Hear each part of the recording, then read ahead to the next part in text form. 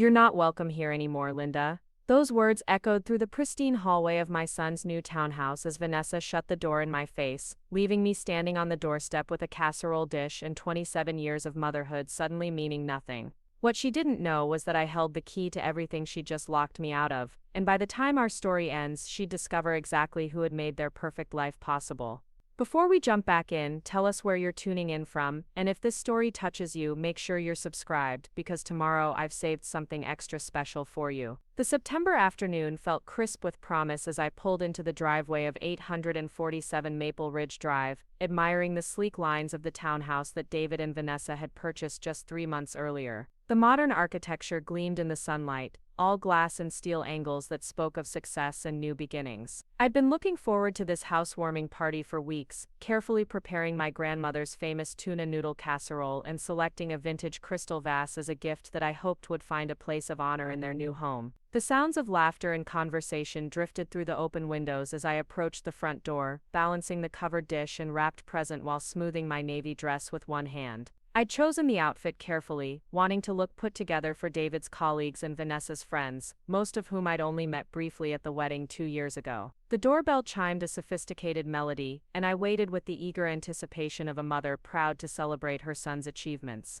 Vanessa opened the door wearing a flowing emerald dress that complemented her auburn hair perfectly, her makeup flawless and her smile bright for exactly 2 seconds before it faltered upon seeing me. Her green eyes, which David had once described as sparkling with warmth, turned cold as winter frost as she glanced past me toward the street as if hoping I might be accompanied by someone else, someone more welcome. "Linda," she said, her voice carrying a note of surprise that felt deliberate and unkind. "I thought the party started at 4. "It's 3:45, I replied, checking my watch and feeling the first flutter of unease in my stomach. "The invitation you sent clearly said 4 o'clock, and I wanted to arrive a few minutes early to help with any last-minute preparations." I raised the casserole dish slightly. "I brought the tuna noodle recipe David used to love when he was growing up." Vanessa's expression shifted from feigned surprise to something approaching irritation as she glanced over her shoulder toward the sounds of the party already in full swing. Her fingers drummed against the doorframe in a rhythm that spoke of impatience, and when she turned back to face me, her smile had transformed into something sharp and calculated. "Actually, Linda, we need to talk." She stepped outside, pulling the door almost closed behind her, effectively blocking my view of the interior and creating an intimate space for whatever conversation she had in mind. The gesture felt deliberate, like a barrier being erected between me and the celebration happening just beyond my reach. "Is everything all right?" I asked, setting the casserole on the small decorative table beside the door and clutching the wrapped vase more tightly. "Is David okay?" The maternal concern that had guided me through 32 years of his life kicked into high gear, cataloging possible emergencies or problems that might require my immediate attention. "David's fine," she said curtly, her tone suggesting that his well-being was not the topic she wished to discuss. "But we've been talking, and we've decided that we need some space from you. Some distance to build our marriage without constant interference and unsolicited advice about how we should live our lives." The words hit me like a physical blow, leaving me momentarily speechless as I tried to process what I was hearing. "Interference," I managed to whisper, my voice catching on the word. "I've tried so hard to respect your boundaries, to be supportive without being intrusive. When had my attempts at connection crossed into territory that required such drastic measures?" Vanessa crossed her arms over her chest, her posture defensive but determined as she continued her carefully rehearsed speech. "You call David every other day asking about our plans, our finances, our future family decisions. You show up at our apartment unannounced with leftovers and cleaning supplies as if we can't take care of ourselves. You constantly share stories about how things were done when David was growing up, making it clear that you think your way is better." Each accusation felt like a knife twist, distorting my intentions into something unrecognizable and malicious. The phone calls she mentioned were my attempts to maintain the close relationship David and I had always shared, conversations that had once flowed naturally and were now apparently being monitored and resented. The unexpected visits with food were expressions of love and care, traditions from my own childhood when extended family dropped by regularly to share meals and conversation. "I never meant to make you feel criticized," I said slowly, searching her face for any sign of softness or willingness to discuss this misunderstanding like adults. "If I've overstepped, I'd appreciate the opportunity to talk about boundaries that work for everyone. David and I have always been close, and I was hoping we could find a way for that relationship to continue while respecting your marriage." Vanessa's laugh was short and humorless, a sound that made my stomach clench with dread. That's exactly the problem, Linda. You think this is a negotiation, something we can work out with compromise and discussion. But David and I have already made our decision. We need you to step back completely, give us the space to be adults without a mother hovering over every choice we make. The word hovering stung particularly sharply because it reduced years of love and support to something clingy and suffocating. I thought about the countless times I'd bitten my tongue when I disagreed with their choices, the advice I'd kept to myself out of respect for their autonomy, the delicate balance I'd tried to maintain between being available and being intrusive. "Where is David?" I asked, my voice stronger now as maternal protection instincts kicked in. I'd like to hear this from him directly, to understand how he really feels about our relationship and whether this ultimatum truly represents his wishes, or just Vanessa's interpretation of what their marriage needs. "He's inside with our guests, where he belongs," she replied firmly, her hand moving to rest on the door handle in a gesture that clearly indicated this conversation was approaching its end. "And he supports this decision completely. We've discussed it extensively, and we're united in feeling that your involvement in our lives has become unhealthy for our relationship." The use of the word unhealthy felt like a deliberate choice, clinical and damning in its implications. It suggested that my love for my son had somehow become toxic, that the relationship we'd built over 3 decades was now a liability to his happiness and success. "I understand that adjusting to marriage takes time," I said carefully, hoping to find some middle ground that might salvage the situation and preserve the connections that mattered most to me. "Maybe we could start with less frequent contact and see how that feels for everyone. I'm willing to make changes if it means maintaining some relationship with you both." Vanessa shook her head decisively, her auburn hair catching the afternoon light as she prepared to deliver what felt like a final verdict. "Linda, you're not welcome here anymore. Not today, not next week, not until we decide we're ready to have you back in our lives, if that ever happens. We need you to respect our wishes and stay away." The finality in her voice left no room for argument or appeal, and as the words sank in, I felt something fundamental shift inside me. The woman who had spent decades putting her son's needs before her own, who had sacrificed career opportunities to be available for every school event and soccer game, who had welcomed his wife into the family with open arms despite reservations about their compatibility, was being dismissed like an unwanted solicitor. Vanessa stepped back toward the door, clearly eager to return to the party and leave this unpleasant business behind her. The sounds of conversation and laughter from inside seemed to mock my exclusion, highlighting how easily the celebration would continue without my presence or contribution. "What about the casserole?" I asked weakly, gesturing toward the dish I'd spent the morning preparing with such care and anticipation. It was a ridiculous question given the magnitude of what had just occurred, but my mind seemed to be grasping for normal details in the face of something so completely abnormal. "Keep it," Vanessa said with a dismissive wave of her hand. "We have plenty of food from the caterer, professional food that matches the tone we're trying to set for our new life." The implication was clear. My homemade contribution was no longer welcome or appropriate for the sophisticated image they were cultivating. As she turned to go back inside, I found my voice one final time. "Vanessa, wait. There's something you should know about this house, about how you were able to afford it. Something important that might change how you feel about cutting me out of your lives so completely." She paused with her hand on the door handle, looking back at me with a mixture of annoyance and curiosity. "Whatever you're talking about, Linda, it doesn't change anything. Our decision is final, and you need to accept that and move on with your life." The door closed with a soft but definitive click, leaving me alone on the doorstep with my unwanted casserole and the crystal vase that would never find its intended home. Through the windows, I could see shadows moving as the party continued without interruption, David's laughter carrying across the space between us like an echo from a relationship that apparently no longer existed. I stood there for several minutes, waiting for David to appear at the door, hoping that he might have overheard the conversation and would come to smooth things over with his characteristic charm and diplomacy. But the house remained closed to me, its warm lights and cheerful sounds now feeling like a deliberate exclusion rather than an invitation to celebrate. The walk back to my car felt endless, each step carrying me further from the life I'd known and the future I'd imagined. I placed the casserole on the passenger seat and sat behind the wheel for a long moment, staring at the house where my son was hosting a party that didn't include the woman who had raised him to become the man his guests were there to celebrate. The drive home passed in a blur of tears and disbelief as I replayed every word of the conversation, searching for signs I might have missed or approaches I could have taken differently. By the time I pulled into my own driveway, the initial shock was giving way to something deeper and more painful, the recognition that this confrontation had been building for months, possibly years, and that my relationship with David might be fundamentally different than I'd believed. My house felt hollow and too quiet as I unlocked the front door and stepped into the familiar space that suddenly seemed like a museum of a life that no longer had relevance to the people who mattered most. The refrigerator was covered with photos of David from childhood through college, graduation pictures and family vacations that now felt like evidence of a closeness that had apparently become suffocating rather than cherished.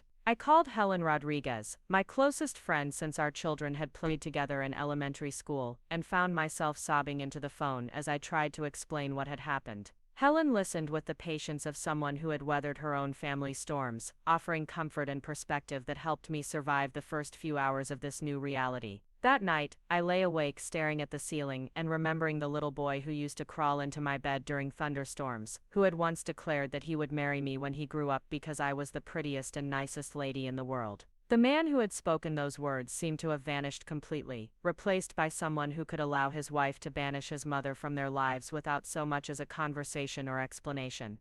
Preparing and narrating this story took us a lot of time, so if you are enjoying it, subscribe to our channel. It means a lot to us. Now back to the story.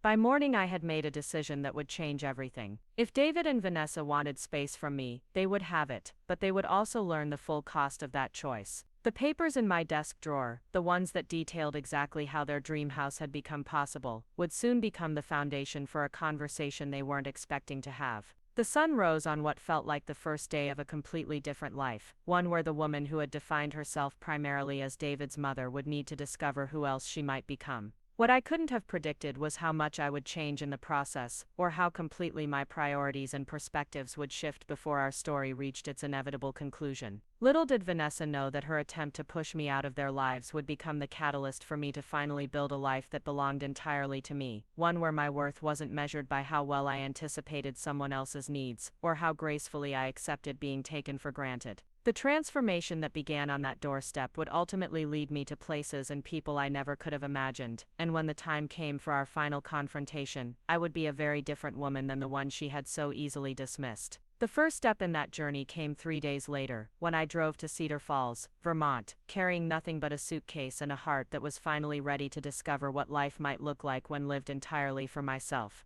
The 3-hour drive to Cedar Falls felt like crossing into another dimension, each mile taking me further from the life I'd known and deeper into uncertainty that both terrified and liberated me. The GPS guided me through winding mountain roads lined with maples just beginning their autumn transformation, their leaves scattered with hints of gold and crimson that seemed to mirror the changes happening inside my own heart. I'd chosen Vermont almost randomly, remembering a travel magazine article about small mountain towns that specialized in wellness retreats and artistic communities, places where people went to reinvent themselves after major life upheavals. The town appeared gradually as the road curved around a hillside, revealing a collection of weathered buildings nestled in a valley surrounded by rolling hills. Cedar Falls looked like something from a postcard, with a main street lined by Victorian houses converted into shops and cafes, their porches decorated with hanging baskets of late-season flowers. A covered bridge spanned a creek that ran through the center of town, and everywhere I looked, there were signs of a community that valued craftsmanship and tradition over the sleek modernism that Vanessa seemed to prefer.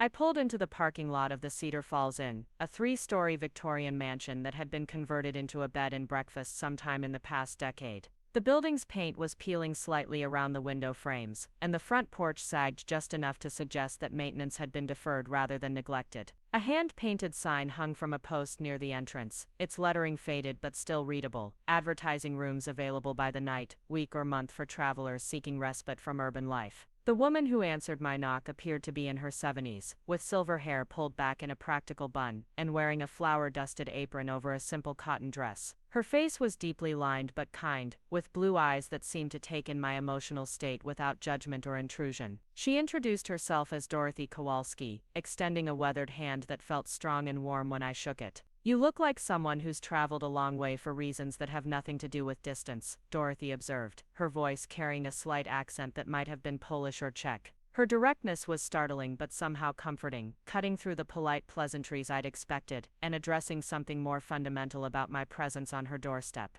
I need a place to stay for a while, I managed to say, my voice still rough from crying during the drive. Somewhere quiet where I can think about what comes next. I'm not really sure how long I'll need, but I can pay weekly if that works better for you. Dorothy nodded as if she'd heard similar requests many times before, stepping aside to welcome me into a foyer decorated with antique furniture and family photographs spanning several generations. The smell of something baking filled the air, mixing with the scent of old wood and furniture polish to create an atmosphere of comfort and permanence that my own house had never quite achieved despite years of careful decorating. We have a room on the second floor that gets beautiful morning light, she said, leading me toward a staircase with a worn carpet runner held in place by brass rods. It's simple but clean, with its own bathroom and a small sitting area where you can have your morning coffee and watch the sunrise over the mountains. Frank, my husband, will bring up your bags once we get you settled. The room she showed me was exactly as advertised, simple but welcoming, with white walls, hardwood floors, and furniture that looked handmade rather than purchased from a showroom. A patchwork quilt covered the bed, and lace curtains filtered the afternoon light streaming through windows that overlooked the inn's garden. It felt like a sanctuary, a place where I could exist without being evaluated or found wanting by people who had once claimed to love me. Frank Kowalski appeared a few minutes later, a man who matched his wife in age but surpassed her in size, with broad shoulders and hands that spoke of decades of physical work. He carried my suitcase as if it weighed nothing, and set it gently on the bench at the foot of the bed before turning to study me with the same direct kindness his wife had shown. Dorothy says you're looking for some quiet time to sort things out, he said, his voice gravelly but warm. We've been running this place for 23 years, and we've learned that people come here for all kinds of reasons. Some are running from something, some are running towards something, and some are just standing still until they figure out which direction to move. All of them are welcome here as long as they need. His acceptance felt like a gift I hadn't realized I desperately needed, removing the pressure to explain or justify my presence to people who were essentially strangers. I thanked him quietly, and he nodded before heading back downstairs, leaving me alone in a space that already felt more like home than the house I'd left behind in Connecticut. That first evening, I joined Dorothy and Frank for dinner in the inn's small dining room, where 3 other guests were staying for various reasons. There was Marcus Chen, a burned-out marketing executive from Boston, who was spending a month hiking and writing in a journal his therapist had recommended. Bethany Sullivan, a recently divorced teacher from Albany, was learning pottery in one of the town's craft workshops while deciding whether to relocate permanently. The third guest, an elderly gentleman named Arthur, was visiting the area to research his family's genealogy and had discovered relatives who had settled in the valley during the 19th century. The conversation flowed naturally around the table as Dorothy served a simple but delicious meal of roasted chicken, vegetables from the inn's garden, and bread that Frank had baked that afternoon. Nobody pressed me for details about my reasons for being there, but I found myself sharing pieces of my story as the evening progressed, finding comfort in the understanding nods and occasional words of encouragement from people who had their own experiences with life's unexpected detours. Marcus mentioned that he'd walked away from a 6-figure salary and a corner office because he'd realized he was spending his days creating marketing campaigns for products he didn't believe in, selling to people who didn't need them. The revelation had come during a panic attack in a client meeting, when he'd suddenly understood that his success was built on a foundation of activities that felt meaningless and ultimately harmful. Bethany talked about her marriage ending after her husband announced that he'd been having an affair for 2 years and wanted a divorce so he could marry his much younger colleague. The betrayal had initially devastated her, but the process of rebuilding her life had revealed how much of herself she'd surrendered to keep peace in a relationship that had been gradually eroding her sense of self-worth. Arthur's story was different but equally touching. After retiring from his job as a bank manager, he'd discovered a family history that painted a very different picture of his ancestors than the stories he'd grown up hearing. The research had brought him to Cedar Falls, where he was learning about relatives who had been involved in the Underground Railroad and women's suffrage movement, finding a legacy of courage and social activism that inspired him to become involved in community organizing for the first time in his life. Their stories helped me understand that my own experience of betrayal and displacement wasn't unique, that many people reached points in their lives where the path forward required abandoning the familiar and embracing uncertainty. The difference was that some people chose those moments of transformation, while others, like me, had transformation thrust upon them by circumstances beyond their control. I spent the first week at the inn walking the mountain trails that crisscrossed the area, using the physical activity to process the emotional upheaval of the past few days. The hiking was more challenging than I'd expected, leaving me winded and sore in ways that reminded me how sedentary my life in Connecticut had become. But there was something satisfying about pushing my body to its limits, about earning the spectacular views from ridge tops through effort and determination rather than simply purchasing access to beautiful scenery. During one of these walks, I encountered Dorothy working in the large garden behind the inn, harvesting late-season vegetables with the efficient movements of someone who had been tending plants for decades. She invited me to help, showing me how to identify which tomatoes were perfectly ripe and which needed another day or two on the vine. The work was simple but meditative, requiring just enough attention to keep my mind from cycling through the endless loop of hurt and anger that had dominated my thoughts since the confrontation with Vanessa. As we worked together, Dorothy shared the story of how she and Frank had come to own the inn. They'd both worked for years in factories in nearby towns, saving every penny they could while dreaming of a different kind of life. When the inn came on the market in the late 1990s, it had been abandoned for several years and was in terrible condition, with a roof that leaked, plumbing that barely functioned, and rooms that hadn't been updated since the 1950s. Everyone thought we were crazy to take on such a project at our age, Dorothy said, pulling weeds from around the base of a tomato plant with practiced efficiency. Frank was 55, I was 53, and we had no experience running a hospitality business. But we could see the potential in this old place, and we knew that if we worked hard enough and learned fast enough, we could create something special. The renovation had taken 3 years of back-breaking work, with Frank learning plumbing and electrical repair through trial and error, while Dorothy taught herself business management and hospitality skills through books and online courses. They'd done most of the work themselves, unable to afford contractors for anything but the most complex projects, and had opened the inn with just 4 guest rooms and a prayer that people would want to stay in their remote mountain location. The first few years were touch and go, Dorothy admitted, straightening her back and wiping sweat from her forehead with the back of her gardening glove. We had months where we barely covered our expenses, and there were times when we wondered if we'd made a terrible mistake.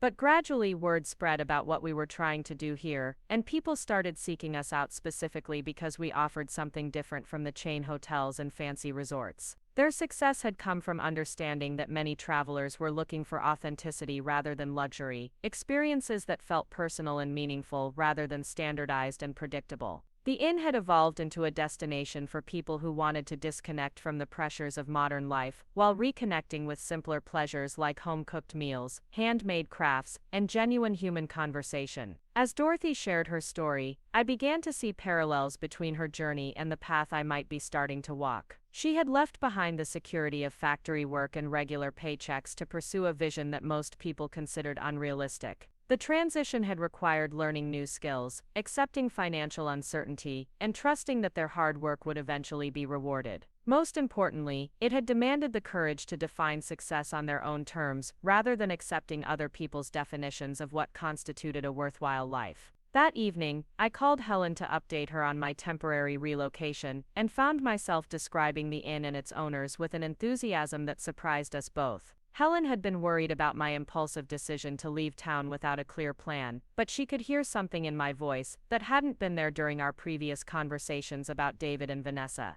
"You sound different," she observed toward the end of our call. "Calmer maybe, or more centered. Whatever you're doing up there seems to be good for you, even if it's not solving the immediate problem with your son." Her words stayed with me, as I prepared for bed in the simple room that was beginning to feel familiar and comforting. Perhaps the point wasn't to solve the problem with David, but to understand what role that problem had played in revealing larger issues about how I'd been living my life. The confrontation with Vanessa had been devastating, but it had also forced me to examine assumptions about family relationships and personal worth that I'd never questioned before. The second week brought an unexpected invitation from Dorothy to help her plan the inn's fall festival, an annual event that brought together local artisans, musicians, and food vendors for a celebration of the region's creative community. The festival had started as a small gathering of friends, but had grown over the years into something that drew visitors from across New England, providing crucial income for local businesses during the slower autumn months. Dorothy needed help with marketing and promotion, areas where her experience was limited and her resources stretched thin. My background in organizing social events for David's school, and later for Gabriel's professional networking, had given me skills that translated perfectly to this new challenge, and I found myself energized by the opportunity to contribute something meaningful to the community that had welcomed me. I spent hours researching online marketing strategies, creating social media content that showcased the festival's unique character while reaching potential visitors who might be interested in authentic mountain crafts and local music. The work was different from anything I'd done before, more creative and personally meaningful than the carefully orchestrated dinner parties I'd hosted to advance my husband's career, or smooth David's path through various social and professional situations. Marcus Chen proved to be an invaluable collaborator in this effort, bringing his professional marketing expertise to bear on promoting the festival, while learning firsthand how different it felt to use those skills for a cause he genuinely believed in rather than corporate clients who valued profits over community impact. Together we developed a promotional campaign that emphasized the festival's authenticity and connection to traditional crafts, while appealing to modern travelers who were seeking experiences that felt genuine and personally enriching.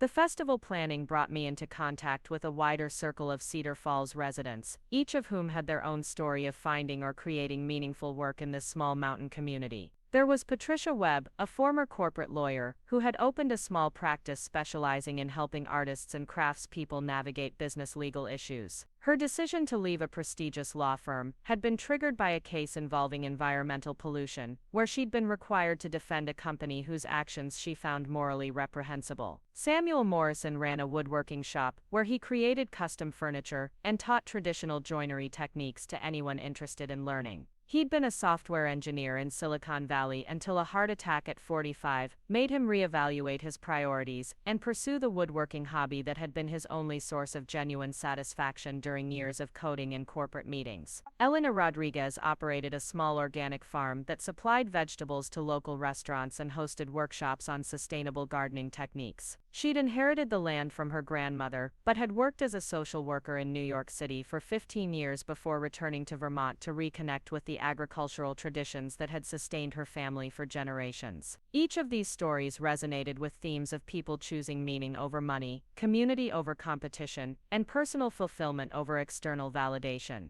They hadn't all made these transitions easily, or without sacrifice, but they shared a common commitment to building lives that reflected their values, rather than simply pursuing whatever path offered the most financial reward or social status. As the festival approached, I found myself working 12-hour days coordinating with vendors, managing volunteers, and handling the hundreds of small details that determined whether such events succeeded or failed. The work was exhausting but invigorating, demanding skills I'd developed over years of managing household logistics and social obligations, while challenging me to apply those abilities in completely new contexts. Dorothy watched my growing involvement with approval and occasional amusement, particularly when she observed me negotiating with a difficult vendor who was demanding special accommodations that would have disrupted the careful balance we'd achieved in the festival layout. My years of managing David's various social and academic challenges had taught me how to be diplomatic but firm when necessary, skills that translated surprisingly well to managing artistic temperaments and commercial concerns. "You're a natural at this," Dorothy commented one evening, as we reviewed the final vendor confirmations and volunteer schedules. "Have you ever considered working in event management or hospitality?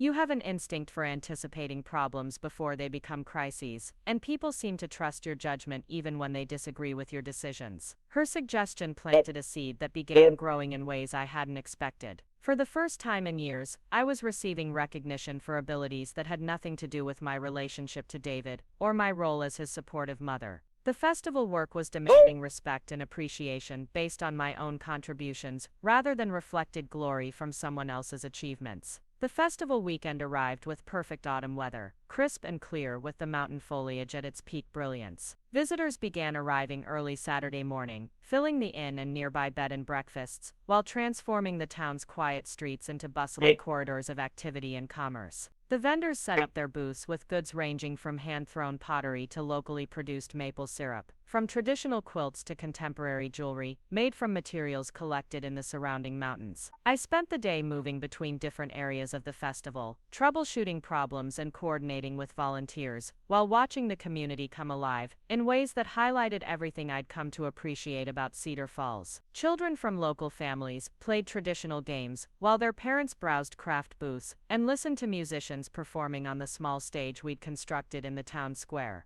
Elderly residents shared stories with visitors about the town's history, while younger artisans demonstrated techniques that had been passed down through generations. The success of the festival felt personal in ways that surprised me with their intensity. Unlike the social events I'd organized in Connecticut, where success was measured by whether important people attended and were appropriately impressed, this celebration felt meaningful because it brought joy to participants while supporting the economic and cultural vitality of a community I'd grown to care about deeply. Sunday evening, after the last vendor had packed up and the final volunteers had finished cleaning the town square, Dorothy and Frank invited the core organizing team to the inn for a celebration dinner. The group included Marcus, Patricia, Samuel, Elena, and several other residents who had contributed significant time and energy to making the festival successful. As we shared a meal of local food and wine, the conversation naturally turned to plans for next year's event and ways to build on what we'd accomplished. During a lull in the discussion, Dorothy raised her wine glass and looked directly at me. I want to propose a toast to Linda, who transformed our little festival from a local gathering into something that attracted visitors from 5 states and generated more revenue for our community than we've seen in years. But more than that, she reminded us that sometimes the best things happen when people with different backgrounds and experiences come together around shared values and common goals. The appreciation expressed around that table felt more genuine and meaningful than any praise I'd received during years of hosting dinner parties for David's benefit or organizing fundraisers for causes I'd supported, primarily because they enhanced our family's social standing.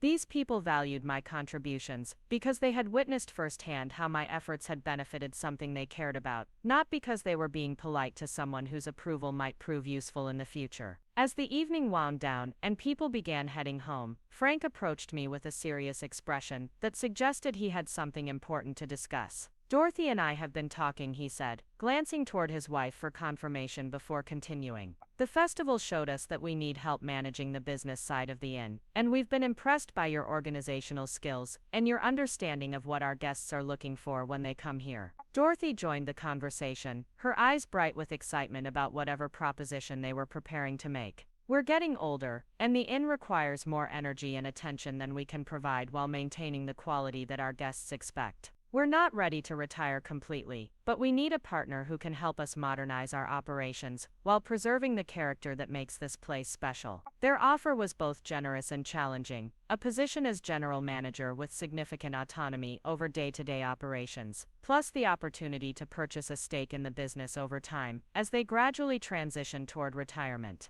It would mean leaving Connecticut permanently, abandoning any hope of reconciling with David in the immediate future, and committing to a lifestyle that was completely different from anything I'd ever imagined for myself. But as I considered their proposal while walking back to my room that night, I realized that the decision felt less difficult than it should have. The past month had shown me possibilities for personal fulfillment and community connection that I'd never experienced during decades of defining myself primarily through my relationships with other people. The work at the inn combined skills I already possessed with opportunities to learn and grow in directions that genuinely excited me. Most importantly, accepting their offer would mean building a life that belonged entirely to me, one where my worth was determined by my own contributions, rather than my success at anticipating and meeting other people's needs. It was a chance to discover who Linda Hartwell might become when she was no longer primarily focused on being David's mother or anyone else's supportive background presence. The next morning, I called Dorothy and Frank to accept their offer, beginning a conversation about logistics and timelines that would reshape my entire future. As I hung up the phone, I felt a mixture of excitement and terror that reminded me of the first time I'd held David as a newborn, knowing that everything was about to change in ways I couldn't fully anticipate or control. What I didn't know was that my transformation was just beginning, and that the woman who would eventually return to Connecticut to face David and Vanessa would bear little resemblance to the one who had driven away from their housewarming party, with tears streaming down her face, and her heart breaking over a relationship that had been more complicated than she'd ever allowed herself to acknowledge. The transition from guest to general manager happened more smoothly than anyone had expected, though it required learning skills I'd never imagined needing during my carefully orchestrated life in Connecticut. Dorothy and Frank had run the inn with a combination of intuition and experience that worked perfectly for them, but proved challenging to document and systematize. My first month in the new position involved shadowing Dorothy through her daily routines, while taking detailed notes about everything from seasonal maintenance schedules to the preferences of regular guests who returned year after year. Learning the hospitality business felt like acquiring a new language, one where success depended on anticipating needs that guests didn't always articulate and solving problems they didn't realize they had. The couple from Boston who requested a quiet room actually needed to be placed away from the morning sun because one of them was a light sleeper. The businessman who stayed monthly for regional sales calls preferred his coffee exactly at 7:15, not because he was demanding, but because his schedule was so tightly managed that 15 minutes could determine whether his entire day proceeded smoothly. Dorothy taught me to read the subtle signs that indicated when guests were truly enjoying their stay, versus simply being polite about accommodations that weren't quite meeting their expectations. A guest who lingered over breakfast while engaging Frank in conversation about local hiking trails was probably having exactly the experience they'd hoped for. Someone who ate quickly while checking their phone repeatedly might be feeling disconnected from the slower pace of mountain life, and could benefit from suggestions about activities that bridge their urban comfort zone with rural adventures. The business side of inn management proved equally complex, involving juggling seasonal fluctuations in occupancy with the need to maintain year-round staff and services. Vermont's tourist seasons created feast or famine cycles that required careful financial planning to survive the quiet months while capitalizing on peak periods when every room was booked and guests were willing to pay premium rates for authentic mountain experiences. I implemented reservation and accounting systems that brought the inn's operations into the digital age, while preserving the personal touch that distinguished it from corporate hotel chains. The new booking platform allowed guests to see real-time availability and amenities while still enabling Dorothy and Frank to add personal notes about special requests or returning visitors. Financial tracking became more sophisticated, helping identify which services and amenities generated the most revenue while highlighting areas where costs could be reduced without compromising guest satisfaction. Marcus Chen proved invaluable during this transition period, applying his marketing expertise to help promote the inn beyond our regional customer base while maintaining the authentic character that made it special. His experience with digital advertising and social media strategy complemented my event planning background perfectly, creating promotional campaigns that attracted visitors who were seeking genuine experiences rather than generic vacation packages. The collaboration felt natural and energizing in ways that reminded me how much I'd missed intellectual partnership during my years of managing household logistics and social obligations. Marcus approached marketing challenges with creativity and analytical rigor that pushed me to think more strategically about business decisions while appreciating the value of intuition and emotional intelligence in understanding what guests really wanted from their stay.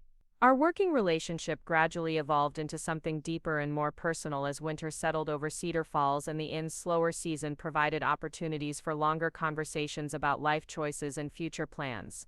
Marcus had extended his original month-long stay indefinitely, ostensibly to continue his therapeutic writing project, but actually because he'd found the mountain community more conducive to healing than the expensive therapy and meditation retreats he'd tried during his corporate burnout recovery. We spent many evenings by the inn's fireplace discussing the parallels between our respective journeys away from lives that had appeared successful from the outside, but felt hollow and unsustainable from within. His stories about the pressure to constantly generate revenue growth and market share expansion resonated with my memories of the endless social climbing and status maintenance that had defined my marriage and early motherhood. The difference was that Marcus had chosen to walk away from his lucrative but meaningless career, while I'd been forced into transformation by circumstances beyond my control. Yet both paths had led us to the same recognition that external validation and financial security couldn't compensate for work that felt disconnected from personal values and authentic relationships. Winter in the mountains brought challenges I hadn't anticipated, from managing heating costs that threatened to consume our profit margins to ensuring that elderly guests could navigate potentially icy walkways safely. The inn's Victorian architecture was beautiful but inefficient, requiring constant attention to preventing frozen pipes and managing drafts that could make guest rooms uncomfortably cold despite our best efforts.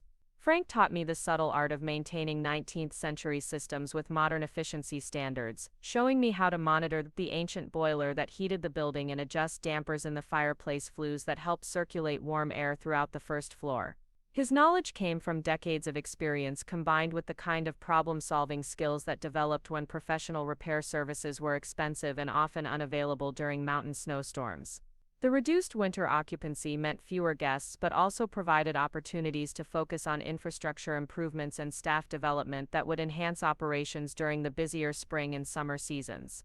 I worked with Patricia Webb to review our legal compliance and insurance coverage, ensuring that our liability protection was adequate for the various activities we offered while identifying potential areas of risk that needed attention. Samuel Morrison helped design and build custom storage solutions that maximize the utility of our limited space while maintaining the historical character that guests appreciated. His woodworking expertise created beautiful and functional improvements that enhanced both guest comfort and operational efficiency, from built-in luggage racks in the guest rooms to specialized shelving in the kitchen that accommodated our growing collection of local food products. Elena Rodriguez became a valuable partner in developing our farm-to-table dining program, supplying organic vegetables even during winter months through greenhouse cultivation and preserved foods she'd prepared during the harvest season. Her knowledge of sustainable agriculture practices helped us create a garden program that would supply fresh herbs and vegetables for guest meals while providing educational opportunities for visitors interested in learning about mountain farming techniques. The collaboration with local artisans and farmers evolved into something approaching a cooperative network, where businesses supported each other through shared marketing efforts, coordinated event planning, and informal mentorship relationships that helped everyone improve their operations. The festival had demonstrated the power of collective action, and we began organizing monthly meetings where local business owners could discuss common challenges and opportunities. These gatherings took place in the inn's dining room during off-season evenings, creating a warmth and community connection that contrasted sharply with the competitive and often superficial networking events I'd attended in Connecticut. The conversations focused on practical problem-solving and mutual support rather than status display and social positioning, reflecting values that prioritized community sustainability over individual advancement. During one of these meetings in February, Patricia Webb mentioned that she'd been contacted by a regional tourism board about developing a coordinated marketing strategy for the entire valley, positioning Cedar Falls and surrounding communities as a destination for visitors seeking authentic rural experiences. The opportunity would require someone with event planning experience and marketing knowledge to coordinate between multiple communities and dozens of small businesses. The position would be part-time and project-based, allowing me to maintain my responsibilities at the inn while expanding my involvement in regional economic development. It represented exactly the kind of meaningful work I'd discovered I craved, combining skills I'd developed over years of organizing social events with knowledge I'd gained about hospitality and community building during my months in Vermont. I accepted the consulting role with enthusiasm and some trepidation, recognizing that success would require navigating competing interests and personalities across multiple communities while maintaining focus on shared goals that benefited everyone involved. The challenge reminded me of the diplomatic skills I'd developed during David's childhood, mediating between teachers and coaches who had different philosophies about education and competition while ensuring that his needs remained the central priority. The regional marketing project consumed most of my spring as I traveled throughout the valley conducting interviews with business owners, documenting unique attractions and services, and developing promotional materials that showcased the area's authentic character while appealing to visitors who might not have considered rural Vermont as a vacation destination. The work revealed the remarkable diversity of creative enterprises that had flourished in the mountain communities, from traditional crafts that had been passed down through generations to innovative businesses that combined old techniques with contemporary sensibilities. There were cheesemakers producing artisanal products using heritage breeds of dairy cows, fiber artists raising alpacas and sheep for luxury yarn production, and brewers creating unique beers using local ingredients and traditional fermentation methods. Each business owner had their own story of choosing meaning over money, community over competition, and personal fulfillment over external validation. Their collective experience provided a blueprint for economic development that prioritized sustainability and authenticity over rapid growth and standardized services, creating an alternative model that challenged assumptions about what constituted business success. The marketing campaign we developed emphasized these values while appealing to urban visitors who were seeking experiences that felt genuine and personally enriching. Instead of competing with resort destinations that offered luxury amenities and predictable entertainment, we positioned the valley as a place where people could connect with traditional crafts, sustainable agriculture, and community relationships that had been largely lost in modern American life. The campaign's success exceeded everyone's expectations, generating media coverage in regional publications and travel websites while attracting visitors who stayed longer and spent more money than typical tourists because they were genuinely interested in learning about and supporting the communities they were visiting. Hotels and restaurants reported increased bookings, craft businesses saw rising sales, and the entire region began experiencing the kind of sustainable tourism growth that enhanced rather than disrupted local culture. My role in coordinating this success brought recognition from state tourism officials and economic development organizations, leading to invitations to speak at conferences about rural marketing strategies and community-based economic development. The professional validation felt different from any recognition I'd received during my previous life, because it was based on work that reflected my own values and contributed to causes I genuinely cared about. Marcus had become an integral part of both my personal and professional life during this period, his marketing expertise complementing my event planning background while his emotional support helped me navigate the challenges of building a completely new identity and career. Our relationship had evolved gradually from professional collaboration to personal partnership, developing with the kind of organic authenticity that characterized everything else about my life in Vermont. Unlike my marriage, which had been built on shared social ambitions and complementary strengths that served external goals, my connection with Marcus was based on mutual respect for each other's independence and genuine enjoyment of each other's company. We were both old enough and experienced enough to appreciate partnership that enhanced rather than defined our individual lives, supporting each other's growth without sacrificing personal autonomy or unique perspectives. The inn continued to thrive under my management, with occupancy rates and guest satisfaction scores reaching levels that Dorothy and Frank had never achieved during their years of running the business alone. The improvements weren't dramatic or expensive, but they reflected a systematic approach to hospitality that anticipated guest needs while preserving the authentic character that made the inn special. We added seasonal activities that connected visitors with local culture and natural beauty, from guided wildflower walks in spring to maple sugaring demonstrations in late winter. Guest feedback consistently praised these experiences for providing insight into mountain life that they couldn't find at larger hotels or resort destinations, validating our strategy of emphasizing authenticity over luxury amenities. The financial success allowed Dorothy and Frank to begin their gradual transition toward retirement, while ensuring that the inn would continue operating according to the values and standards they'd established over decades of dedicated work. Their trust in my management abilities felt like a profound gift, representing acceptance and confidence that I'd never experienced from family members who supposedly knew me better. As summer approached and the busy season began, I reflected on how completely my life had changed during the 8 months since Vanessa had closed the door in my face at David's housewarming party. The woman who had driven away from that confrontation in tears and confusion barely resembled the person I'd become, someone who made important business decisions with confidence, who was respected by a community of accomplished professionals, and who had built meaningful relationships based on mutual appreciation rather than obligation or convenience. The transformation had required abandoning assumptions about success and happiness that had guided my choices for decades, replacing them with values that prioritized personal fulfillment and community contribution over external validation and material accumulation. The process had been challenging and sometimes painful, forcing me to confront how much of myself I'd surrendered in pursuit of other people's approval and how little I'd known about my own capabilities and preferences.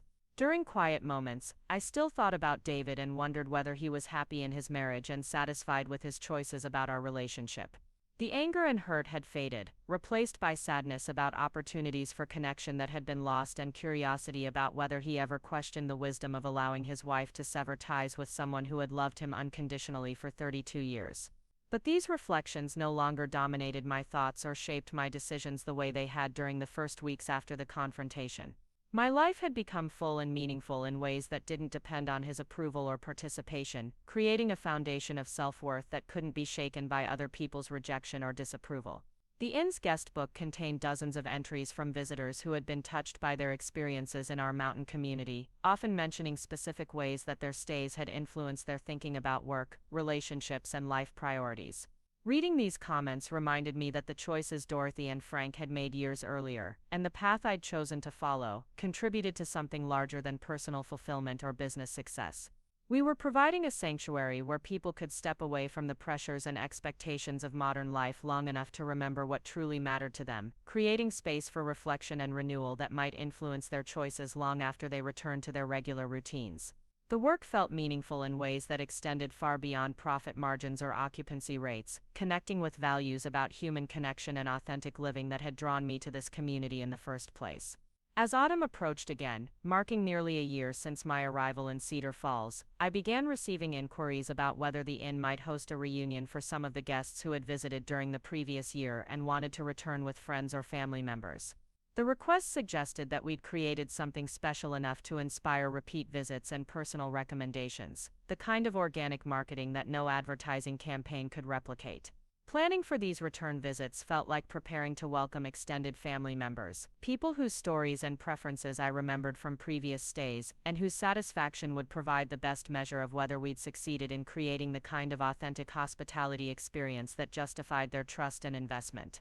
The approaching anniversary of my transformation also brought thoughts about whether the time had come to reach out to David, not to request reconciliation but to inform him about the changes in my life, and perhaps begin a conversation about whether some form of relationship might be possible on terms that respected both his marriage and my independence. The decision felt less urgent than it would have months earlier, because my happiness and sense of purpose no longer depended on his approval or participation. Whatever happened between us would be additional to rather than essential for my well-being, a recognition that probably represented the most fundamental change in how I understood myself and my relationships with other people. What I couldn't have anticipated was that David would soon reach out to me first, setting in motion a series of events that would test everything I'd learned about independence, self-worth, and the courage required to live according to one's own values rather than other people's expectations. The woman who would face that test would be fundamentally different from the one who had been rejected at a housewarming party, but the challenge would require every bit of strength and wisdom she'd gained during her year of transformation. The call came on a Tuesday morning in late October while I was reviewing reservations for the upcoming foliage season, the inn's busiest time when visitors from across New England descended on our mountains to witness nature's spectacular autumn display. My phone showed an unfamiliar Connecticut number, but something about the area code made my pulse quicken even before I recognized David's voice on the other end of the line. "Mom," he said, and the simple word carried a weight of uncertainty that immediately transported me back to his childhood, when he would call for me from another room, using that same tentative tone to test whether I was still upset about some minor transgression or household rule he'd broken. "Hello, David," I replied, surprised by how steady my voice sounded despite the way my heart had begun racing. I'd rehearsed this moment countless times during quiet evenings at the inn, imagining different scenarios and responses, but the reality felt both more ordinary and more charged with emotion than anything I'd anticipated. "I've been trying to reach you for weeks," he continued, his words tumbling together in a rush that suggested nervousness or perhaps guilt about the long delay since our last contact. "Your phone number was disconnected, and when I went by the house, the neighbors said you'd moved but they didn't know where. I finally had to hire someone to track you down, and even then it took months to find you." His admission that he'd needed a private investigator to locate his own mother struck me as both absurd and deeply sad, highlighting how completely we'd lost touch with each other's lives. During the years when we'd spoken regularly, I'd known his work schedule, his favorite restaurants, his weekend plans, and the minor dramas that populated his daily existence. Now we were strangers who happened to share genetic material and decades of shared history that apparently meant very different things to each of us. "I moved to Vermont," I said simply, offering no explanation for my relocation or apology for making it difficult for him to find me. The silence that followed stretched long enough to become uncomfortable, filled with questions neither of us seemed ready to ask and accusations that would serve no constructive purpose. "Vermont," he repeated, as if the state name represented some exotic foreign country rather than a neighboring region he'd visited countless times during his childhood. "What are you doing in Vermont? Are you okay?" When the neighbors said you'd moved, I was worried that something had happened to you. His concern felt genuine but belated, arriving more than a year after the crisis that had prompted my relocation and long after I'd needed the kind of support that family members were supposed to provide during difficult transitions. The worry in his voice suggested that he'd constructed a narrative about my disappearance that cast him as a devoted son searching for his missing mother rather than someone who had allowed his wife to sever their relationship without protest or investigation. "I'm running a bed and breakfast," I told him, omitting the complex circumstances that had led to this career change and the personal growth that had accompanied my professional transformation. I'm doing very well, actually. Better than I have in years. The business is successful, and I've found a community here that appreciates what I contribute. A bed and breakfast, David said slowly, as if testing the words to see if they made sense when applied to his mother. But you don't know anything about running a hotel. You've never worked in hospitality, or managed employees, or dealt with the kind of regulations that must be involved in that type of business. His automatic assumption that I lacked the skills and knowledge necessary for my current work stung more than I'd expected, revealing how little he'd understood about my capabilities during the years when I'd managed his complicated schedule, organized elaborate social events, and coordinated the countless details that had allowed our family life to function smoothly. The man who had benefited from my organizational abilities for 3 decades apparently couldn't imagine those same skills translating to professional success in a different context. I learned, I said simply, refusing to defend my competence or explain the extensive preparation and support that had made my transition possible. People are capable of acquiring new skills and knowledge when they're motivated to do so. I discovered that I had talents I'd never had the opportunity to develop while I was focused on other priorities. The subtle criticism embedded in my response wasn't lost on David, whose lengthy pause suggested he was processing implications that made him uncomfortable. During our previous relationship, I would have softened the observation with reassurances about how much I'd valued my role in supporting his development and success. Now I let the statement stand without qualification, reflecting my newfound understanding that protecting other people from uncomfortable truths often prevented necessary conversations and meaningful growth. Look, Mom, I'm calling because I need to talk to you about something important, David said, his tone shifting from tentative small talk to the more focused demeanor I remembered from his professional interactions. Vanessa and I are having some problems, and I think there are things about our situation that you should know, things that might change how you feel about what happened between us.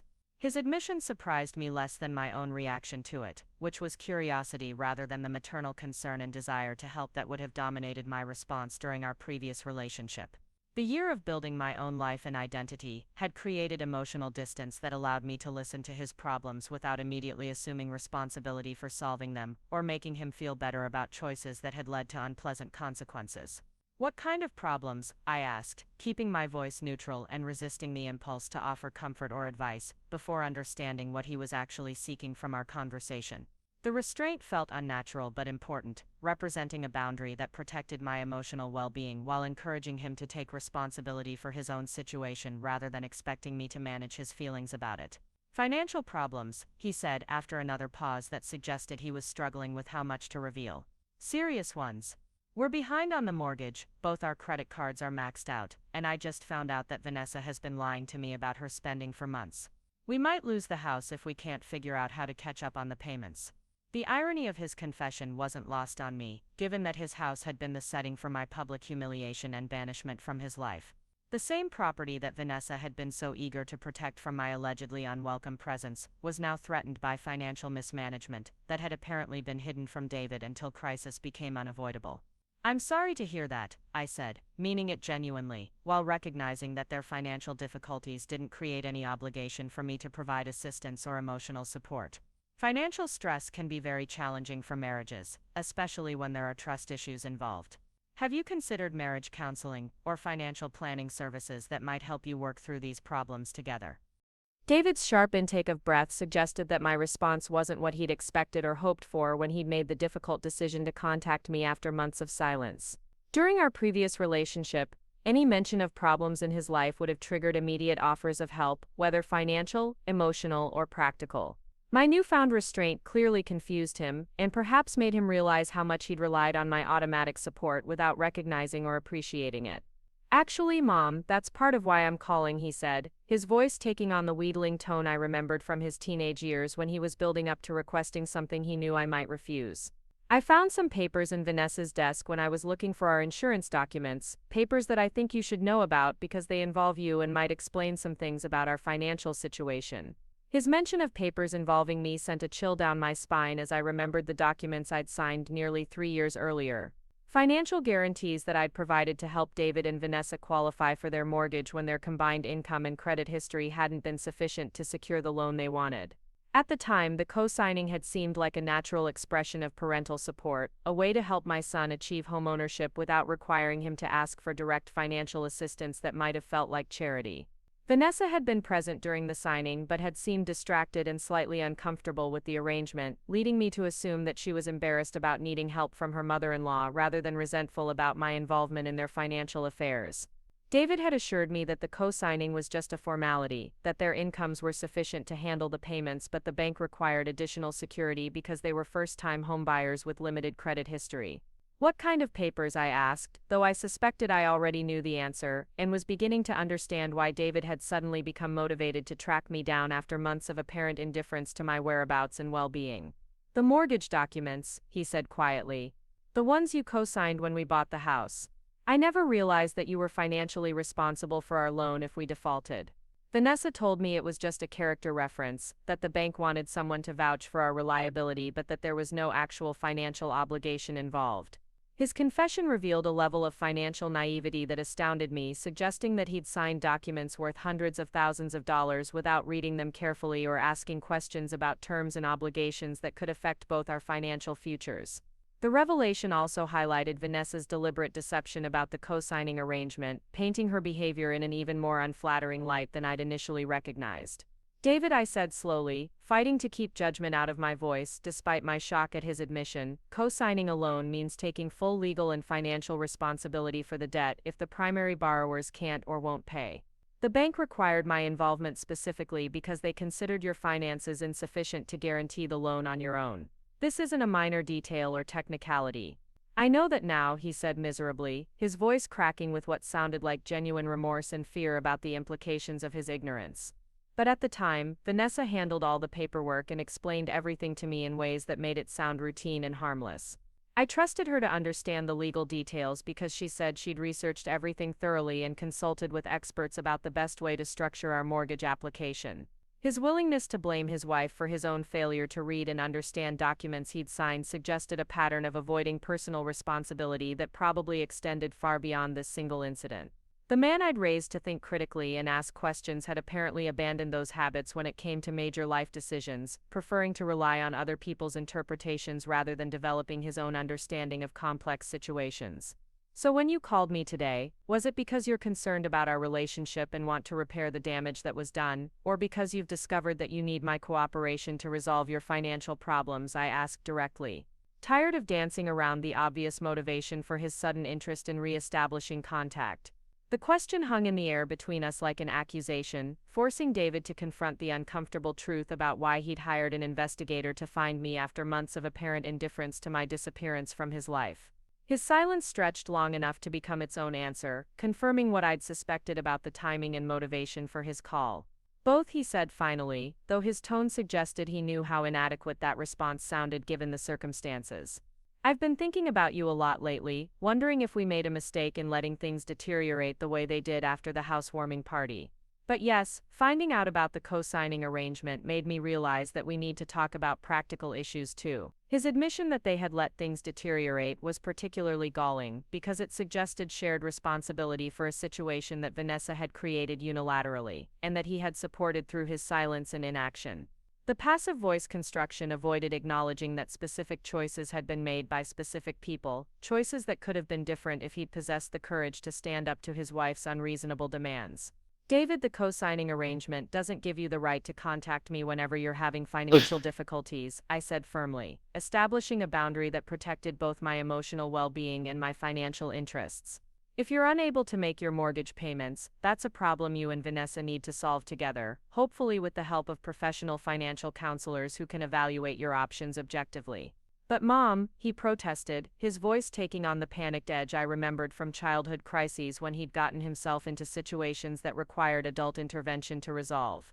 "If we default on the loan, it will destroy your credit rating too. You could lose your house, your savings, everything you've worked for over the years. Doesn't that make this your problem as much as ours?" His attempt to make me feel responsible for consequences that resulted from his and Vanessa's financial mismanagement represented exactly the kind of emotional manipulation I'd learned to recognize and resist during my year of independence and personal growth. The old Linda would have immediately begun problem-solving and offering assistance, prioritizing his needs over her own well-being, and enabling the irresponsible behavior that had created the crisis in the first place. "Actually, David, I don't own a house anymore," I informed him calmly, enjoying the shocked silence that followed this revelation. I sold the Connecticut property 6 months ago and used the proceeds to purchase a partnership stake in the inn where I work. My financial situation is quite secure now, and it's structured in ways that protect my assets from exactly the kind of liability you're describing. The decision to sell my family home had been the most difficult part of my transition to Vermont, requiring me to abandon decades of memories and sentimental attachments in favor of practical financial planning that served my new priorities and lifestyle. The sale had generated enough capital to buy into the inn while providing a substantial emergency fund that gave me security and independence I'd never experienced during my marriage or the years of financial dependence that had followed. You sold the house, David repeated, his voice filled with disbelief and what sounded like betrayal, as if my decision to manage my own assets represented some form of disloyalty to him and his interests. But that was our family home.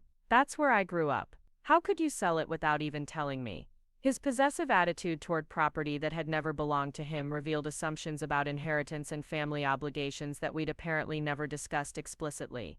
The house had been titled solely in my name following his father's death, and I'd paid the mortgage, taxes, insurance, and maintenance costs for years without any financial contribution from David or expectation that he would eventually assume those responsibilities. David, that house was my responsibility, and my asset to manage as I saw fit, I replied, refusing to apologize for making sound financial decisions that served my own interests rather than preserving his childhood memories at my expense. You're a married adult with your own home and financial obligations. I'm not required to maintain a museum of your childhood or preserve your potential inheritance at the cost of my own financial security. The conversation was revealing aspects of David's character and our relationship dynamics that I'd never fully recognized, perhaps because I'd been too invested in seeing him as the loving son I wanted him to be rather than the self-centered adult he'd apparently become. His assumption that my assets existed primarily to serve his needs and interests reflected an entitlement that made me question how effectively I'd prepared him for genuine independence and adult responsibility. Look, Mom, I think we're getting off track here, David said, clearly recognizing that the conversation wasn't developing in ways that served his purposes. The important thing is that we're talking again after all these months of silence. Maybe we could meet somewhere and discuss everything in person. I could drive up to Vermont, or you could come back to Connecticut for a visit. There are things we need to work out face to face. His suggestion that we meet in person triggered alarm bells that had nothing to do with the practical logistics of such a meeting and everything to do with my growing understanding of his motivations and agenda. The year of distance had given me perspective on how our previous relationship had functioned, revealing patterns of manipulation and emotional pressure that I'd accepted as normal expressions of family love and connection. Why do you want to meet in person, David? I asked directly. Suspecting that he and Vanessa had developed a strategy for managing their financial crisis that relied on my cooperation and that face-to-face contact was designed to make refusal more difficult through emotional appeals that wouldn't be as effective over the phone. Because we're family, he said, invoking a relationship that he'd been willing to sacrifice when it conflicted with his wife's demands but that now seemed important when he needed my assistance. Because I miss you and I want to rebuild our relationship and move past the mistakes that were made by everyone involved in what happened at the housewarming party. His reference to mistakes made by everyone involved was particularly infuriating, because it suggested that I bore some responsibility for Vanessa's hostility and his failure to defend our relationship against her unreasonable demands. The passive voice construction and vague language were designed to avoid acknowledging specific actions and choices that had created our estrangement while making reconciliation seem like a mutual obligation rather than something he needed to earn through changed behavior. David, I appreciate that you miss our relationship, but I'm not interested in meeting to discuss your financial problems or to be pressured into providing assistance that you and Vanessa should have asked for directly if you genuinely needed help, I said firmly, refusing to allow sentiment and family guilt to override the practical wisdom I'd developed through hard experience. The honesty felt liberating and frightening at the same time, representing a level of direct communication that our relationship had never included and that would either create a foundation for healthier interaction or end our contact permanently. Either outcome seemed preferable to returning to the dynamics that had allowed my needs and boundaries to be consistently ignored in favor of maintaining artificial harmony. But I need to explain what really happened, David pleaded, his voice taking on a desperate edge that suggested panic about the consequences of failing to secure my cooperation. Vanessa has been lying to both of us about a lot of things, and I think you deserve to know the truth about why she was so hostile to you and what she was really trying to protect by pushing you out of our lives. His promise of revelations about Vanessa's behavior was clearly designed to appeal to my curiosity and perhaps my desire for vindication after months of wondering whether I'd somehow contributed to the hostility and rejection I'd experienced. But the year of building my own life had taught me that understanding other people's motivations was less important than maintaining my own boundaries and protecting the peace I'd worked so hard to achieve. David, whatever issues exist between you and Vanessa are yours to resolve, I said calmly, recognizing that his marriage problems didn't create any obligation for me to provide counseling, financial assistance, or emotional support that would compromise my own well-being. If she's been dishonest with you about important matters, that's something you need to address through appropriate channels, possibly including professional counseling or legal advice.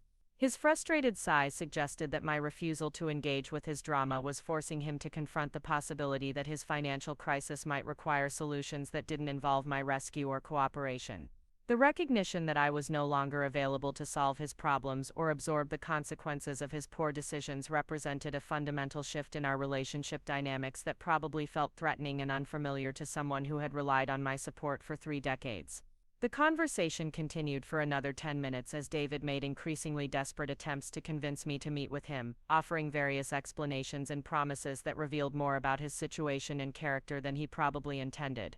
By the time we ended the call, I had a clear picture of a man who had discovered that his marriage was built on financial deception and mutual manipulation, that his lifestyle was unsustainable without external support, and that his assumption of automatic maternal assistance had been naive and unrealistic.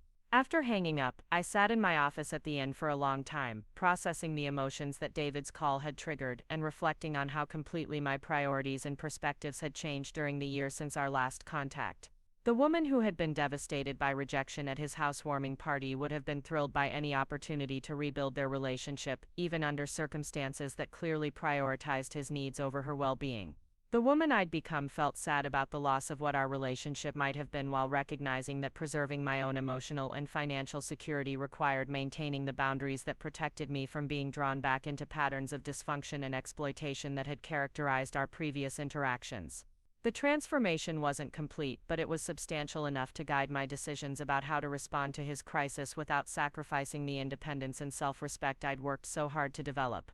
That evening, I shared the details of David's call with Marcus over dinner at our favorite restaurant in town, finding comfort in his objective perspective and his ability to ask questions that helped me clarify my own thinking about the situation. His experience with family dynamics that prioritized financial success over genuine relationship had given him insights into the kind of manipulation and emotional pressure that David was attempting to apply. Marcus helped me understand that David's sudden interest in rebuilding our relationship was almost certainly motivated by financial desperation rather than genuine remorse about how our estrangement had developed, and that any assistance I provided would likely postpone rather than resolve the underlying problems that had created their crisis. His advice to maintain my boundaries while remaining open to eventual reconciliation based on changed behavior rather than emergency need felt both wise and practical. The next morning brought a text message from David that included photos of legal documents related to the co-signing arrangement, apparently intended to demonstrate the seriousness of their financial situation and the potential consequences for my own assets if they defaulted on their mortgage. The strategy felt manipulative and desperate, designed to create fear that might override the rational analysis that led me to refuse his request for assistance. I forwarded the documents to Patricia Webb for legal review, wanting professional advice about my actual liability and options for protecting myself from financial consequences that resulted from David and Vanessa's mismanagement of obligations they'd committed to handle independently. Patricia's analysis confirmed what I'd suspected about my limited exposure and the various strategies available for managing the situation without compromising my own financial security. Armed with accurate legal information and clear understanding of my rights and options, I felt prepared for whatever escalation David and Vanessa might attempt as their crisis deepened and their need for external assistance became more desperate. The year of independence had taught me that protecting my own well-being sometimes required disappointing people who expected automatic support, even when those people were family members who had once been the center of my universe. What I didn't anticipate was how quickly their situation would deteriorate or how far they would go to pressure me into providing the assistance they needed to maintain their unsustainable lifestyle. The test of my newfound strength and independence was about to become much more challenging than a simple phone call requesting help, requiring every bit of wisdom and courage I'd developed during my transformation from dependent mother to self-sufficient businesswoman. The silver sedan pulling into the inn's driveway 3 weeks later looked expensive and out of place among the rustic pickups and well-worn SUVs that typically belong to our guests. Through my office window, I watched David emerge from the driver's seat, his movements stiff with tension as he surveyed the Victorian building that had become my home and workplace. Vanessa followed a moment later, her designer outfit and carefully styled hair creating a stark contrast to the casual mountain attire that most visitors adopted within hours of their arrival. I'd been expecting this confrontation ever since David's increasingly frantic phone calls had escalated from requests for financial assistance to demands that I honor family obligations that existed primarily in his imagination. When rational persuasion had failed to secure my cooperation, he'd apparently decided that physical presence and emotional pressure might succeed where distance and telephone conversations had not. Marcus appeared at my office door, his expression grim as he observed the expensive car and its occupants. "That must be your son and daughter-in-law," he said quietly, his protective instincts clearly activated by the tension radiating from the visitors who had invaded our peaceful mountain sanctuary. "Do you want me to handle the initial contact, give you some time to prepare for whatever they're planning?" His offer tempted me more than it should have, representing the kind of sheltered approach to conflict that the old Linda would have embraced gratefully. But the woman I'd become understood that avoiding difficult conversations only postponed inevitable reckonings, and that my transformation would remain incomplete until I could face David and Vanessa as an equal rather than someone seeking their approval or forgiveness. "Thank you, but I need to handle this myself," I replied, straightening my shoulders and checking my reflection in the small mirror beside my desk. The woman looking back at me bore little resemblance to the person who had been dismissed from their doorstep 18 months earlier. Sun-weathered skin had replaced the carefully maintained pallor of expensive skincare routines. Practical clothing had replaced designer outfits chosen to impress people whose opinions no longer mattered. Most importantly, my eyes held a confidence and self-possession that had been absent during the years when my worth was measured by other people's satisfaction with my performance. I walked outside to meet them, my steps steady and unhurried despite the way my heart had begun racing with adrenaline and old anxieties that threatened to undermine the strength I'd spent months developing. David looked older than I'd expected, with stress lines around his eyes and a pallor that suggested sleepless nights and financial worry. Vanessa appeared as perfectly groomed as ever, but her smile felt brittle, and her posture conveyed the aggressive defensiveness of someone preparing for battle. "Hello, David." "Vanessa," I said simply, neither warm nor hostile but professionally courteous in the way I'd learned to greet difficult guests who required careful management to prevent disruption of other visitors' experiences. "Mom," David said, his voice carrying a mixture of relief and nervousness that suggested he hadn't been entirely certain I would agree to see them despite driving 4 hours to reach the inn without invitation or advance warning. "You look different, healthy. The mountains seem to agree with you." His obvious surprise at my transformed appearance would have been flattering during our previous relationship, when any sign of his approval carried disproportionate weight in my emotional calculations. Now his reaction simply confirmed what I already knew about how completely my life had changed since our last contact, and how little he'd understood about my capacity for independence and growth. "Thank you," I replied neutrally. "What brings you to Vermont?" "If you're looking for accommodations, I should mention that we're fully booked through the end of October due to the foliage season. There are several other inns in the area that might have availability if you're planning to stay overnight." My deliberate obtuseness about their motivations was designed to establish control over the interaction while forcing them to articulate their agenda directly, rather than relying on the emotional manipulation and family guilt that had characterized David's telephone appeals for assistance. The strategy also reminded them that they were on my territory now, subject to the professional courtesy I extended to all visitors but entitled to nothing beyond that basic hospitality. "We're not here for vacation," Vanessa said sharply, her patience for polite preliminaries apparently exhausted before the conversation had properly begun. "We need to talk to you about your responsibilities and obligations as David's mother, and as someone who put our financial security at risk without understanding the consequences of your decisions." Her attack was more direct than I'd anticipated, revealing a strategy based on aggression and intimidation rather than the appeals to family sentiment that David had favored during our phone conversations. The approach suggested that they'd discussed various tactics for managing our confrontation and had decided that Vanessa's willingness to be confrontational might succeed where David's emotional appeals had failed. "I'm not sure what responsibilities you're referring to," I said calmly, refusing to accept the premise that my co-signing arrangement created ongoing obligations beyond the legal requirements that Patricia Webb had explained in detail. "If you're having difficulty meeting your mortgage payments, there are professional financial counselors and legal advisors who can help you explore your options for managing the situation. Don't pretend you don't understand what's happening here, Vanessa snapped, her carefully maintained composure beginning to crack under the pressure of desperation and anger that had apparently been building during their drive north. You co-signed our mortgage, which makes you legally responsible for payments we can't make. If we lose the house, your credit will be destroyed and you could be sued for the entire balance of the loan.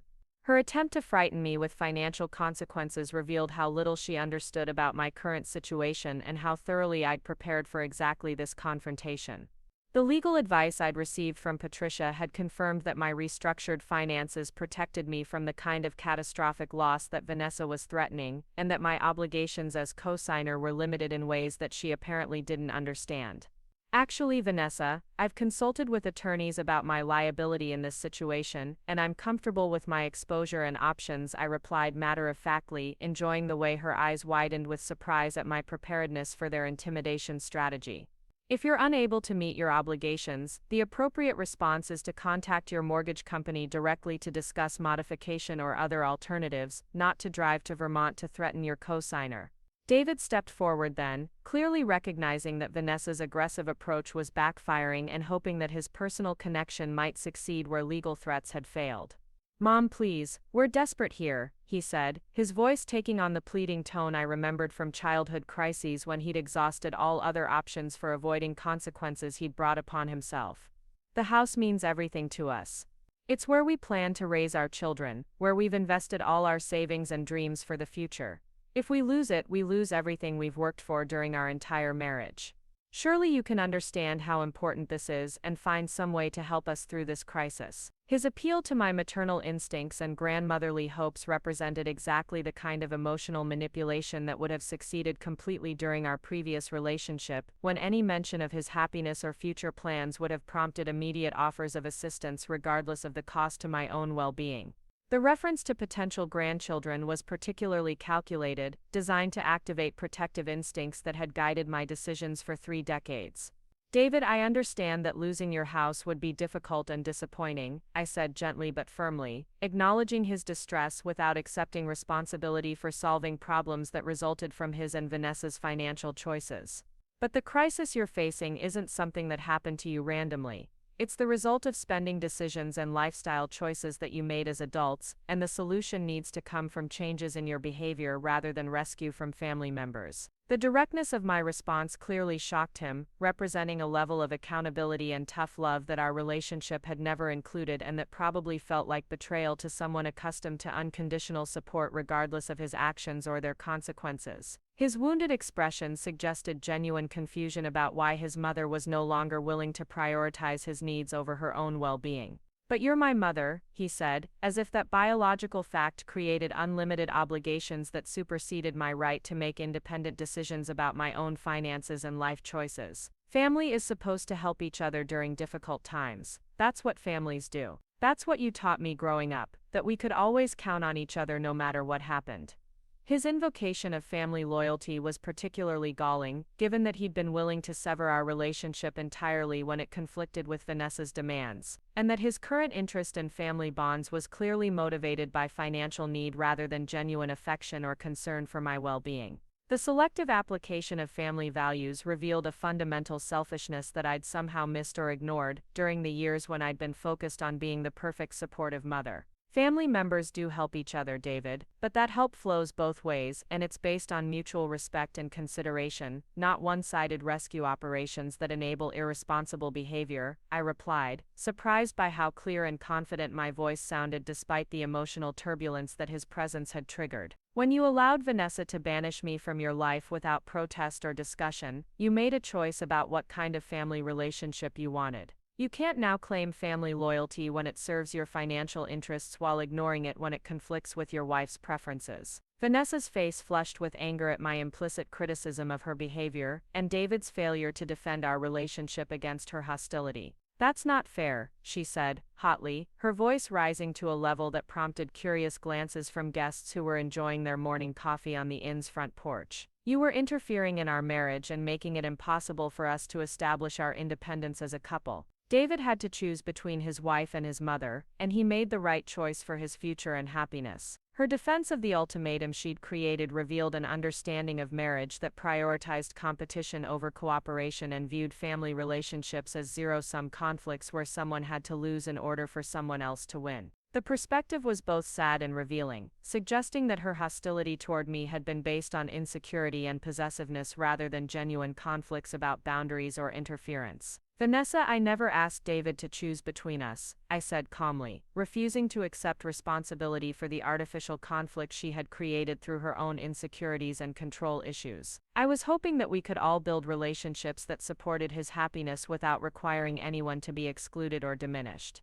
Your decision to frame our situation as a competition was unnecessary and harmful to everyone involved." The conversation was interrupted by the appearance of Dorothy Kowalski, who had noticed the raised voices and emerging tension that threatened to disturb other guests who had come to the mountains seeking peace and relaxation rather than family drama and financial crisis management. Her protective instincts toward the inn and its atmosphere were clearly activated by visitors who were bringing urban stress and conflict into our carefully maintained sanctuary. "Linda," she said with the kind of gentle authority that came from decades of managing difficult situations, "is everything all right here? Your visitors seem upset about something, and I want to make sure our other guests aren't being disturbed by whatever discussion you're having." Her intervention reminded me that my personal drama was taking place in a professional setting where my responsibilities extended beyond managing my own emotions to protecting the experience of paying customers who deserved the peaceful environment they'd been promised. The recognition helped me regain perspective about what was truly important and what role this confrontation should play in my current life. "Everything's fine, Dorothy," I replied, grateful for her subtle support and the reminder that I had allies and responsibilities that existed independently of my relationship with David and Vanessa. "These are family members who stopped by unexpectedly, but we're just finishing our conversation. I'll make sure that any further discussion happens away from the guest areas." David and Vanessa exchanged glances that suggested they were recalibrating their strategy in response to the changing dynamics and the realization that their emotional appeals and intimidation tactics were failing to achieve their objectives. The presence of witnesses and the professional setting had shifted the balance of power in ways that clearly made them uncomfortable. "Maybe we could continue this conversation inside," David suggested, apparently hoping that privacy might create opportunities for more intensive pressure and manipulation that would be impossible in the current public setting. "There are things we need to discuss that are probably too personal for a public conversation." I considered his request for several moments, weighing the potential benefits of privacy against the protection that public spaces provided from the kind of emotional manipulation and pressure that had characterized our telephone conversations. The decision felt significant beyond its immediate practical implications, representing a choice about whether to accommodate his preferences or maintain control over the terms of our interaction. "I think this conversation has covered the important points," I said finally, choosing transparency over privacy and control over accommodation. "You've explained your financial situation and asked for assistance. I've explained that your crisis doesn't create obligations for me beyond the legal requirements of the co-signing arrangement, which I'm prepared to fulfill if necessary. Beyond that, you need to work with professional advisors to address your problems rather than expecting family rescue operations." My refusal to provide the private venue they'd requested clearly frustrated both David and Vanessa, whose body language suggested they had prepared additional arguments and pressure tactics that required confidential discussion to be effective. The recognition that I was maintaining boundaries that protected my own interests rather than accommodating their preferences represented a fundamental shift in our relationship dynamics. "Fine," Vanessa said bitterly, her mask of civility finally slipping completely to reveal the anger and desperation that had motivated their unexpected visit. "But there's something you should know before you abandon your son to financial ruin and foreclosure. Something about how your precious co-signing arrangement came to exist in the first place, and what David really knew about your involvement in our mortgage application." Her threat to reveal damaging information about the co-signing process was clearly designed to create leverage that might force me to reconsider my refusal to provide financial assistance. The strategy suggested that she possessed knowledge about the mortgage arrangement that she believed would be damaging to David or embarrassing to me, information that she'd been holding in reserve for exactly this kind of desperate situation. "What are you talking about?" I asked, curious despite my better judgment about what revelations she thought might change my decision about helping them resolve their self-created financial crisis. David knew exactly what co-signing meant when we asked you to guarantee our loan, Vanessa said triumphantly, clearly believing that this information would devastate me and force a reconsideration of my position. He researched the legal implications and understood that you would be financially responsible if we couldn't pay. He lied to you about it being just a character reference because he knew you might refuse if you understood the real financial risk you were taking. Her revelation was clearly intended to damage my relationship with David while demonstrating that he had been willing to deceive me about important financial matters when it served his purposes. The information was supposed to make me angry enough to retaliate or hurt enough to reconsider my refusal to provide assistance, but instead it simply confirmed what I'd already suspected about his character and motivations. I see, I said calmly, processing this confirmation of David's dishonesty without experiencing the shock or betrayal that Vanessa had obviously expected.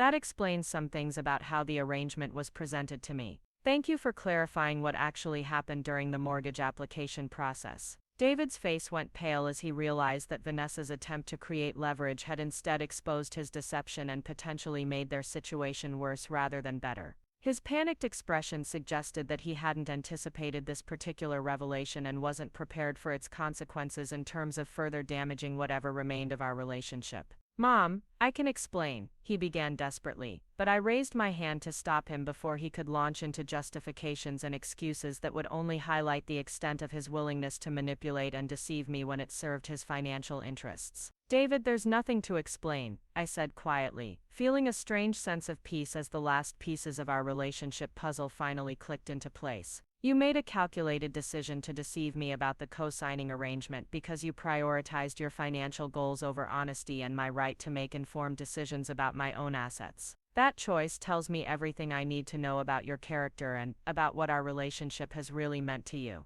The finality in my voice seemed to register with both of them as the moment when their last hope for financial rescue disappeared completely. The trip to Vermont had not only failed to secure my assistance but had actually made their situation worse by revealing the extent of David's deception and manipulation, ensuring that any future reconciliation would be even more difficult to achieve. But we're going to lose everything, David said weakly, his voice breaking with what appeared to be genuine despair as the reality of their situation finally penetrated his denial and wishful thinking about magical solutions that would allow them to avoid consequences for their financial mismanagement. Yes, you probably will, I agreed matter-of-factly, refusing to soften the harsh reality with false comfort or unrealistic optimism about outcomes they could still avoid through last-minute interventions. That's what happens when people spend more money than they earn and base their lifestyle on unsustainable debt rather than genuine financial planning. It's painful, but it's also educational if you're willing to learn from the experience. Vanessa stared at me with undisguised hatred, clearly recognizing that her strategy of intimidation and revelation had backfired spectacularly, and that their final gambit for avoiding financial collapse had not only failed but had actually made reconciliation less likely than it had been before their visit.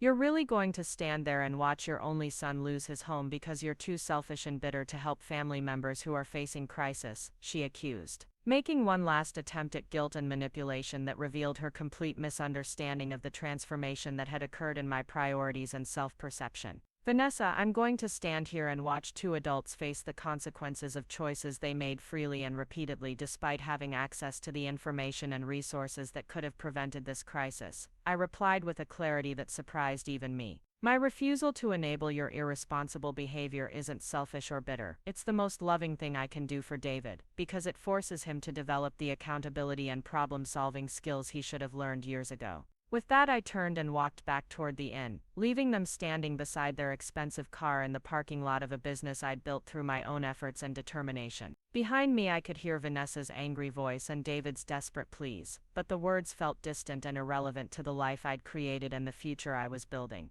Through my office window, I watched them drive away 20 minutes later, their car disappearing around the mountain curve that led back toward the highway and the life they'd have to rebuild from the ruins of their financial irresponsibility. The sight filled me with sadness but also with a profound sense of completion, as if a chapter that had dominated my existence for 32 years had finally reached its natural conclusion. Marcus appeared in my doorway as the sound of their engine faded into the distance, his presence offering comfort without judgment and support without questions that would force me to process emotions I wasn't ready to examine. His understanding of what the confrontation had cost me emotionally, combined with his respect for my need to handle the situation independently, represented the kind of partnership I'd never experienced during my marriage or my years of single motherhood.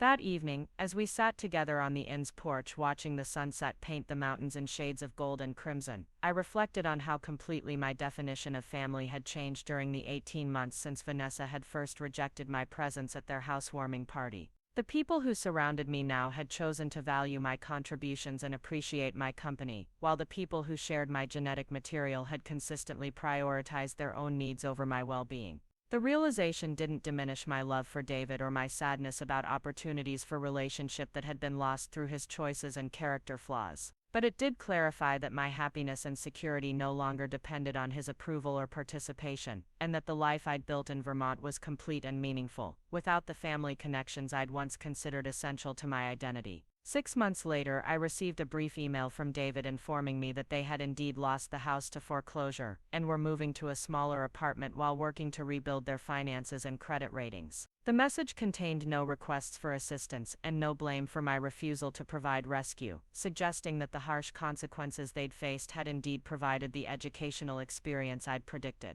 The co-signing arrangement had been resolved through the foreclosure process without significant impact on my own financial situation, confirming Patricia Webb's assessment of my limited exposure and the adequacy of my asset protection strategies. More importantly, the entire experience had demonstrated that the independence and self-respect I'd developed were strong enough to withstand the most challenging tests of loyalty and family obligation. As I typed a brief but kind response wishing David well in his efforts to rebuild, I felt grateful for the unexpected gift that Vanessa's hostility had provided by forcing me to discover capabilities and strengths I'd never known I possessed. The woman who had been rejected at a housewarming party 18 months earlier could never have imagined the life of purpose and partnership that had emerged from that devastating moment of abandonment. Sometimes the cruelest actions yield the greatest gifts, and sometimes being forced to start over becomes the opportunity to build something better than anything you'd ever dared to dream. The co-signing revelation that was supposed to destroy my relationship with David had instead completed my transformation from dependent mother to independent woman, proving that the strongest foundations are built not on other people's approval but on your own courage to live according to your deepest values. Up next, you've got 2 more standout stories right on your screen. If this one hit the mark, you won't want to pass these up. Just click and check them out.